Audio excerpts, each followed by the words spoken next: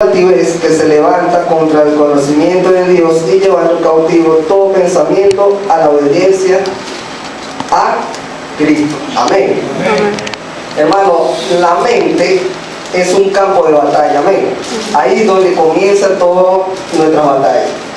La palabra de Dios dice que nosotros debemos derribar todo pensamiento, todo aquello que entra en nuestra mente. La mente se asocia mucho con nuestra visión, ¿verdad? Lo que procesamos en el cerebro y lo que baja a nuestros corazones. Amén. Es por eso que hay que tener mucho cuidado con lo que uno ve, con lo que uno procesa en su mente y con lo que uno permite que baje al corazón, ¿verdad? Porque del corazón emana vida. Por eso dice la palabra que nosotros debemos guardar nuestros corazones. Amén. Dice, si nosotros vamos a glorificar a Dios, debemos mostrar excelencia. Amén. Amén. Entonces, todo lo que nosotros hagamos tiene que ser con excelencia, ¿verdad? Pero cuando tengamos una mente sana, es momento propicio para que nosotros podamos hacer lo que realmente Dios quiere.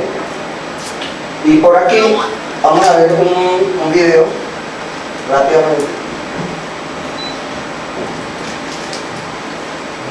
¿Cuántos se alegran de estar en la casa del Señor hoy? Amén.